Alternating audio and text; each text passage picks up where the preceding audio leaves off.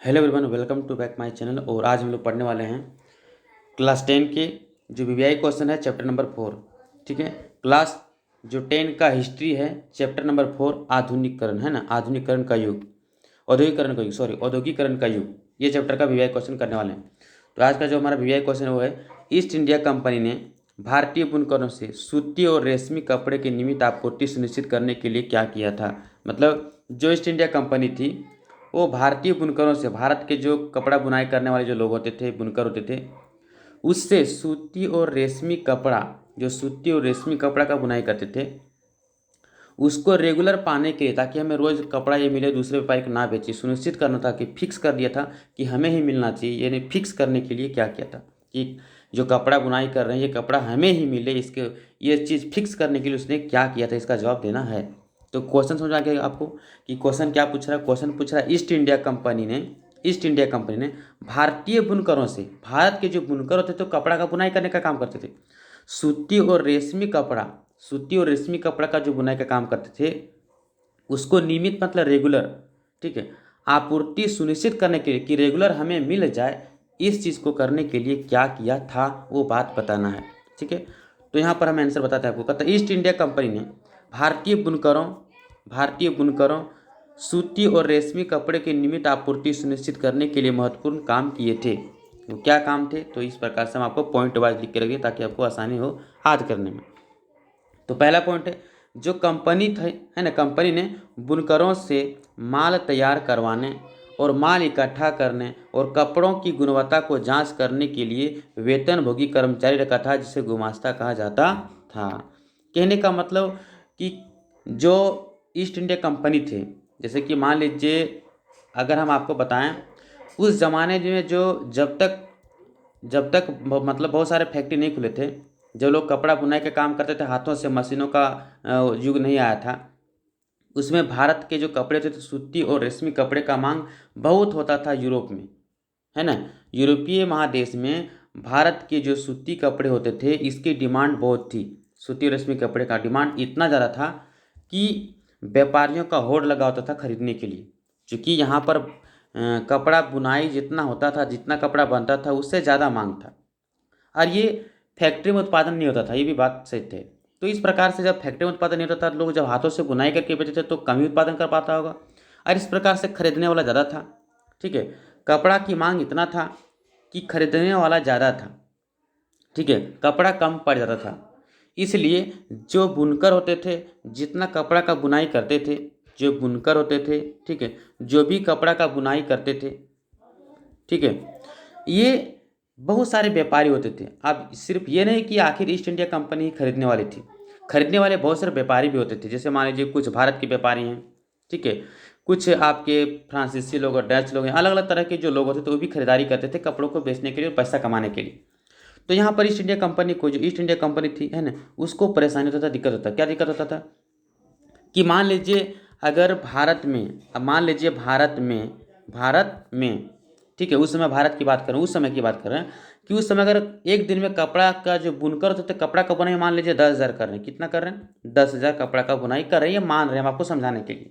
लेकिन खरीदने वाला आपके वहाँ पे बहुत सारे व्यापारी पड़े हुए हैं। ठीक है, अब ये 10,000 कपड़ा ही बन रहा है और मार्केट में एक दिन में 20,000 कपड़ा बिक जा रहा है, या कह सकते हैं कि 10,000 से ज़्यादा, मतलब 10,000 लेके जाता तो वो भी खत्म हो जाता तुरंत, इतन ये भी बिक जाता है एक दिन में मान लीजिए। और मार्केट में जब 10,000 कपड़ा लेकर के जाते हैं लोग इसको बेचने के लिए, तो ये भी कम पड़ जाता है, सारा बिक जाता है माल, फिर बहुत सारा डिमांड हो जाती है। तो इस प्रकार से जब लोगों ने देखा कि इसकी मांग ज़्यादा है, तो मान लीजिए इंग्लैंड वाला व्यापारी है, भारत वाला व्यापारी है, और कुछ फ्रांसीसी डच अलग अलग तरह के व्यापारी हैं। अब मान लीजिए ईस्ट इंडिया कंपनी ने 10,000 कपड़ा का जो बनाया हुआ था, उसमें से ये मान लीजिए 2,000 ही कपड़ा ही खरीद पाया, और जो भारतीय के जो लोग हैं, भारत के व्यापारी हैं, ये 6,000 खरीद लिया, और दूसरे को व्यापारी उसको 3,000 खरीद लिया। इस प्रकार से मिला जुला के मान लीजिए 10,000 खत्म हो गया। तो अब इसमें तो दिक्कत ये होता था ना कि जो व्यापारी ज़्यादा कपड़ा बुनकरों से ले लेगा वही ज़्यादा मुनाफा कमाएगा, जितना ज़्यादा खरीद पाएगा उतना ज़्यादा बेच पाएगा, उतना ज़्यादा बेच पाएगा उतना ही पैसा आएगा। मान लीजिए एक कपड़ा से उसको 10 रुपया या 100 रुपया इनकम है, एक कपड़ा से 100 रुपये कमाता है, तो जो व्यापारी 6,000 कपड़ा खरीदा था वो ज़्यादा पैसा कमाएगा ना, और जो व्यापारी 1,000 ही कपड़ा खरीद पाया वो कम पैसा कमाएगा। तो इससे दिक्कत होता लोगों को, एकदम होड़ मचा होता था कि कौन ज़्यादा खरीदेगा, कौन ज़्यादा खरीदेगा, कौन देगा, है ना, बहुत दिक्कत होता था। तो कहने का मतलब हमारा ये है कि इसी चीज़ को देखते हुए जो कंपनी थी ईस्ट इंडिया कंपनी ने, उसने दिमाग लगाया कि यार आखिर इस प्रकार से हम कपड़ा खरीद नहीं पाते हैं, तो कोई कोई ऐसा दिन होता है कि जिस दिन हमें कपड़ा मिल ही नहीं पाता है, और जब नहीं मिल पाता तो उस दिन हमारा तो बेकार खराब, उस दिन तो हमारा दिन बेकार चला जाता है, हम एक भी रुपया नहीं मुनाफा कमा पाते हैं। और कंपनी ईस्ट इंडिया कंपनी आई क्यों थी भारत में? अरे पैसा कमाने के लिए, व्यापार करने के लिए, और वो व्यापार में उसको लॉस हो रहा था। तो इस चीज़ को देखते हुए उसने क्या किया, उसने दिमाग लगाया, उसने लगाया कि एक गुमास्ता को नियुक्त किया, गुमास्ता को। अब गुमास्ता कौन थे? तो गुमास्ता का काम था, गुमास्ता एक वेतनभोगी कर्मचारी होता था। गुमास्ता एक वेतनभोगी कर्मचारी होता था जिसका काम था कि जो बुनकरों का देखरेख करना है, उसने जो तैयार माल है उसको, जो उसने बुनकरों ने जो कपड़ा तैयार किया है, बनाया है, उसको इकट्ठा करना है, उसकी गुणवत्ता को जांच करना कि अच्छा है, खराब है, कटा फटा कुछ भी, कैसा बुनाई किया, अच्छा किया कि नहीं किया। तो इसी को कहते हैं गुमास्ता। तो हम कह सकते हैं गुमास्ता कौन थे? तो गुमास्ता एक वेतन भोगी कर्मचारी होते थे। गुमास्ता कौन थे? एक वेतन भोगी। वेतन भोगी का मतलब वेतन लेने वाला, उसको पैसा मिलता था मंथली में, ठीक है, डेली बेसिस पर नहीं, मतलब उसका एक महीना का कुछ पैसा है कि भैया आपको 10,000 या 20,000 पैसा दिया जाएगा एक महीना में, ठीक है, और उस पर बेसिस पर आपको कार्य करना है।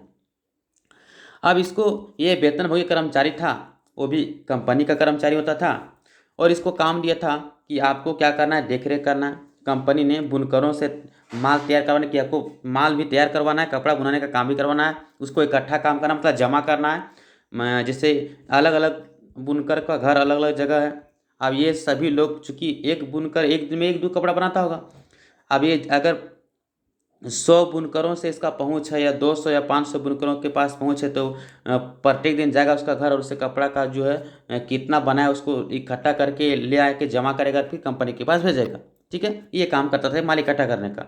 फिर उसकी गुणवत्ता को जांच करने का भी काम करता था कि क्वालिटी कितना अच्छा दिया, कितना खराब दिया, ठीक है, कुछ दिक्कत तो नहीं, ये सब क्वालिटी का भी जांच करता था। मैंने लिए इसका 3 काम अगर दिखाया तो कपड़ा का इकट्ठा, मान को इकट्ठा करना, क्वालिटी को जांच करना, और उसको तैयार करना और देखरेख करना, ये सब काम था। तो कंपनी ने क्या किया था कि हमें माल रेगुलर मिले, इसके लिए गुमास्ता का नियुक्त किया था। आप ऐसे भी लिख सकते हैं कि ईस्ट इंडिया जो कंपनी थी, ईस्ट इंडिया जो कंपनी थी, वो सूती और रेशमी कपड़े को रोज पाने के लिए क्या काम किया था? तो इसके लिए वो सबसे पहला काम किया था, गुमास्ता को नियुक्त किया था, गुमास्ता रखा था। जो गुमास्ता का काम था बुनकरों से माल को तैयार करवाना, कि आपको कपड़ा का बुनाई करवाना कि तुम्हें करना है, और माल को इकट्ठा करना, अगर कपड़ा बुनाई हो गया तो फिर उसका गुणवत्ता को जांच करना, ये सब काम करता था। पहला काम किया था। दूसरा काम क्या था? तो कंपनी बुनकरों को कच्चा माल खरीदने के लिए कर्ज देती थी। जो कंपनी थी उसने कहा कि यार इसको कच्चा माल जो खरीदना है, रेशम है, सूती है, धागा है, ये कुछ भी है, ये सब चीज़ खरीदने के लिए, इसको खरीदने के लिए पैसे की ज़रूरत है। तो ये पैसा अगर हम नहीं देंगे, हम देंगे तो हमारा फ़ायदा ये है कि अगर पैसा हम दे दिए, अगर पैसा हम दे दिए तो ये कपड़ा जो बनाएगा ये हम ही को मिलेगा, दूसरे को नहीं दे सकता ना, क्योंकि पैसा हम दिए हैं, पूंजी हम दिए हैं, तो ये कपड़ा का जब बुनाई करेगा तो हमें ही कपड़ा मिलेगा। तो इसलिए दूसरा काम किया था, इसको कर्ज देने का काम, ठीक है, कि रोज कपड़ा ये बुन करके हम ही को दे। इसके लिए इसने क्या किया था? इसके लिए कंपनी बुनकरों को कच्चा माल खरीदने के लिए कर्ज देती थी। तीसरा पॉइंट देखा जाए तो जो कंपनी ने बुनकरों को दूसरे खरीदारों के साथ कारोबार करने पर पाबंदी लगा दिया था। दूसरा क्या बोला, देखो कंपनी ने तीसरा किया था, पाबंदी लगा दिया था कि आप किसी भी दूसरे व्यापारी के साथ कारोबार नहीं कर सकते हैं, ठीक है, ये बैन लगा दिया था, ठीक है।